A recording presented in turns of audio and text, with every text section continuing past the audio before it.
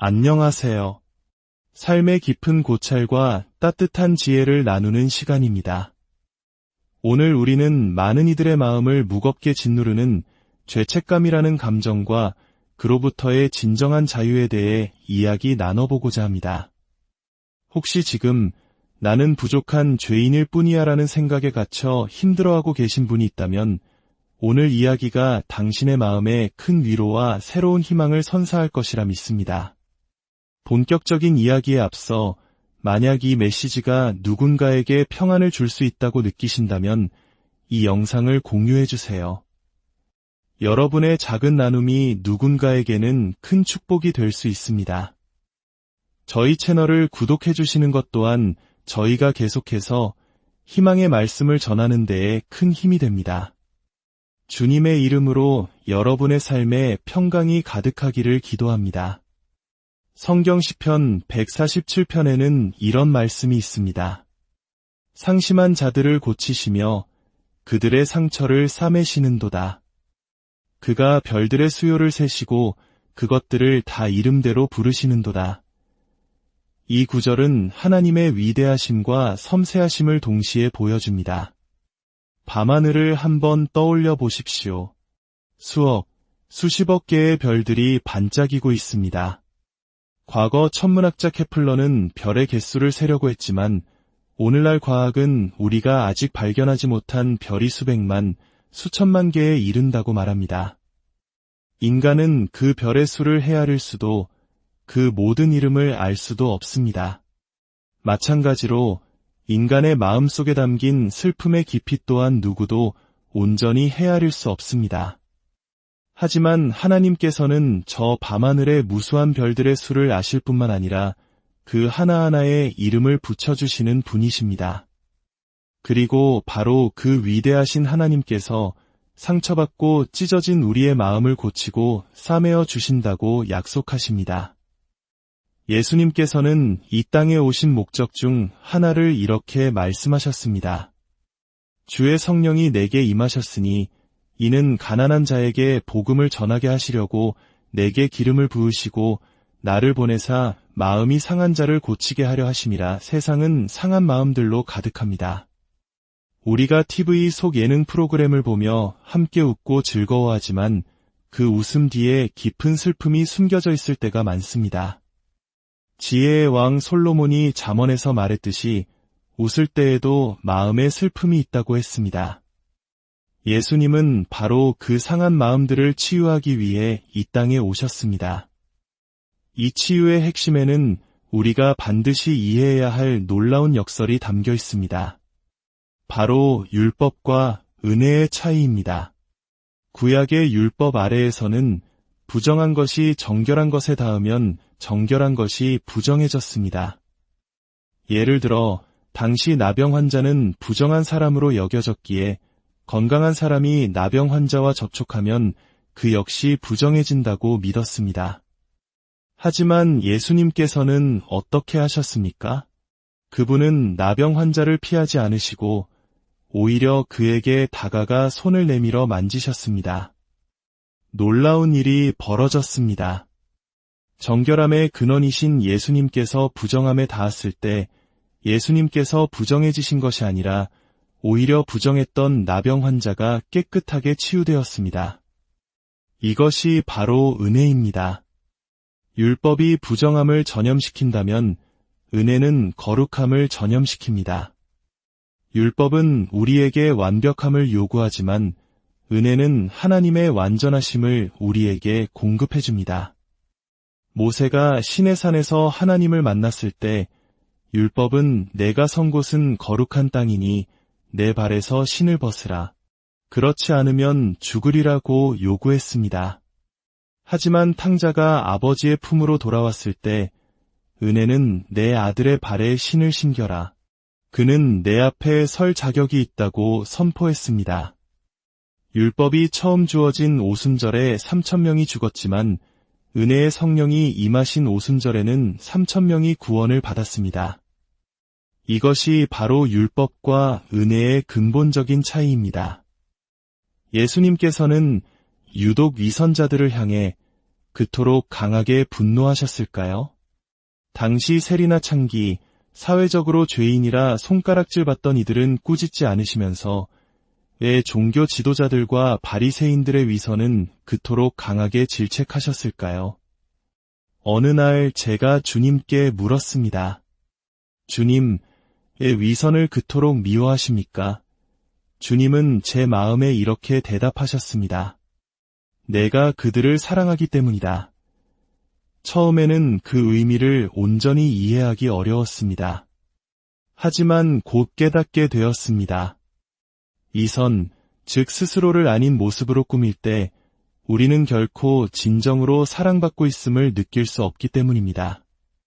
누군가 나의 꾸며진 모습을 사랑해준다면 우리는 속으로 생각할 것입니다. 그건 진짜 내 모습이 아닌데, 내 진짜 모습을 알면 날 사랑하지 않을 텐데 예수님께서 우물가의 사마리아 여인을 만나셨던 장면을 기억하십니까? 예수님은 그 여인의 과거를 부드럽게 드러내셨습니다. 가서 내 남편을 불러오라. 여인이 저는 남편이 없습니다. 라고 대답하자 예수님은 그녀의 죄를 지적하시기 전에 먼저 칭찬하셨습니다. 내가 남편이 없다 하는 말이 옳도다. 너에게 남편 5이 있었고 지금 있는 자도 내 남편이 아니니 내 말이 참되도다. 예수님은 거룩한 샌드위치 화법을 사용하셨습니다. 칭찬으로 시작해서 진실을 말씀하시고 다시 진실됨을 칭찬하는 것으로 마무리하셨습니다. 그분은 여인의 수치스러운 과거를 모두 아셨지만 정죄하지 않으시고 오히려 존중하며 대하셨습니다. 당시 유대인들은 사마리아 땅을 일부러 우회해서 다녔습니다. 하지만 성경은 예수님께서 사마리아를 통과하여야 하겠는지라 라고 기록합니다. 이는 지리적인 필요 때문이 아니었습니다. 바로 그 여인을 만나 사랑을 전하고 구원하시기 위한 은혜의 필요 때문이었습니다. 이제 여인은 알게 되었습니다. 이분은 나의 모든 과거와 부끄러움을 알고 계시는구나. 그런데도 나를 피하지 않으시고 나를 찾아와 대화하시며 자신을 메시아라고 밝히고 계시는구나. 바로 그 순간 여인은 생전 처음으로 조건 없는 진정한 사랑을 느꼈을 것입니다. 나의 모든 것을 아시는 분에게 여전히 사랑받고 있다는 사실을 깨달았을 때 그녀는 비로소 자유로워질 수 있었습니다. 이제 우리는 매우 중요한 성경 구절 하나를 마주해야 합니다. 잠언 17장 15절 말씀입니다. 악인을 의롭다 하는 자와 의인을 정죄하는 자는 둘 다 하나님께서 미워하시느니라. 여기서 미워한다는 표현은 원어적으로 가증스럽다는, 즉 하나님께서 가장 혐오하시는 상태를 의미합니다. 이 구절은 두 가지 가증스러운 행위를 말합니다. 첫째, 악인을 의롭다고 하는 것입니다.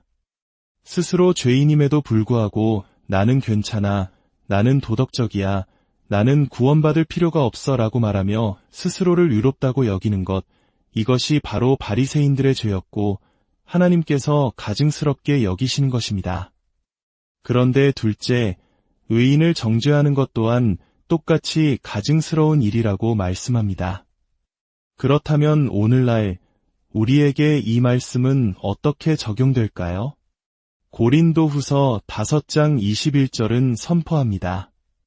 하나님이 죄를 알지도 못하신 이를 우리를 대신하여 죄로 삼으신 것은 우리로 하여금 그 안에서 하나님의 의가 되게 하려 하심이라. 예수 그리스도의 십자가 보혈로 우리는 구원받는 순간 더 이상 죄인이 아니라 하나님의 의가 되었습니다. 우리의 신분이 완전히 바뀐 것입니다. 이것은 우리의 노력이나 행위로 얻은 것이 아니라 전적인 하나님의 선물이며 은혜입니다. 그런데 만약 우리가 구원을 받은 후에도 계속해서 자신을 향해 나는 형편없는 죄인일 뿐이야, 나는 가치가 없어 라고 말하며 스스로를 정죄한다면 그것은 어떤 행위일까요? 바로 하나님께서 의롭다고 선포하신 의인을 스스로 정죄하는 것입니다. 잠언 말씀에 따르면 이 또한 하나님께서 가증스럽게 여기시는 일이 되는 것입니다. 하나님께서 깨끗하게 하신 것을 감히 더럽다고 말하지 마십시오. 여기에는 바로 당신 자신도 포함됩니다. 우리는 더 이상 죄의 종노릇하던 옛사람이 아닙니다. 우리는 이제 하나님의 자녀가 되었습니다. 구약시대의 사람들은 하나님을 두려운 심판자로 여기며 하나님이여 이 죄인에게 자비를 베푸소서라고 기도했습니다. 그것은 종의 영을 가진 자들의 기도였습니다. 하지만 오늘 우리는 다릅니다. 우리는 양자의 영, 즉 아들의 영을 받았습니다. 그래서 우리는 하나님을 두려운 존재가 아닌 사랑하는 아빠, 아버지라고 부를 수 있게 되었습니다. 예수님의 이름으로 기도한다는 것은 단순히 기도 끝에 붙이는 주문이 아닙니다. 그것은 우리가 아버지 하나님 앞에 나아갈 때 예수님과 동일한 자격과 위치를 가지고 나아간다는 고백입니다. 하나님께서 예수님을 사랑하시는 것과 똑같은 사랑으로 우리를 사랑하시며 예수님을 받으시는 것과 똑같은 기쁨으로 우리를 받으신다는 믿음의 선포입니다. 물론 우리는 여전히 성장해야 할 부분이 있고 때로는 넘어지기도 합니다. 완벽하지 않습니다. 그러나 우리의 정체성, 즉 하나님의 의라는 신분은 결코 변하지 않습니다. 그것은 우리가 구원받는 순간 주어진 영원한 선물입니다. 이 진리가 우리 안에 명확하게 세워질 때 우리는 비로소 담대하게 하나님께 나아갈 수 있습니다. 종처럼 두려워하며 나아가는 것이 아니라 사랑받는 아들과 딸로서 기쁘게 나아가는 것입니다. 아버지, 저를 사랑해 주셔서 감사합니다. 아버지, 제게 필요한 치유의 떡을 주세요. 제게 필요한 지혜를 주세요. 우리가 그분께 무언가를 구할 때 하나님은 기뻐하십니다. 왜냐하면 믿음은 받는 손이기 때문입니다. 예수님께서 제자들을 꾸짖으실 때 자주 하셨던 말씀이 있습니다. 어찌하여 믿음이 적으냐? 이 말씀은 질책처럼 들리지만 실은 가장 큰 격려입니다.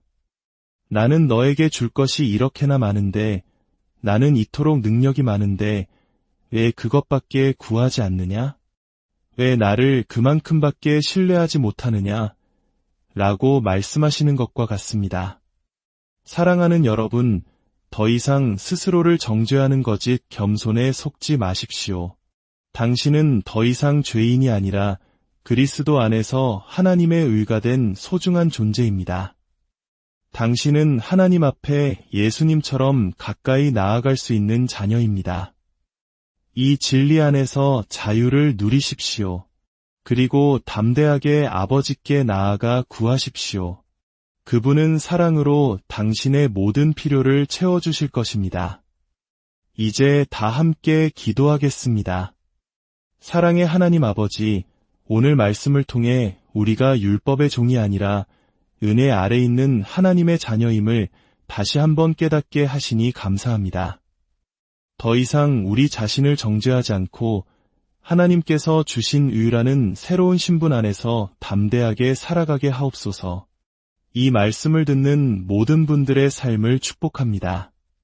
다가오는 한 주간 주님께서 친히 당신과 당신의 가정을 모든 위험과 해악과 악한 것들로부터 지키시고 보호하여 주시기를 간구합니다.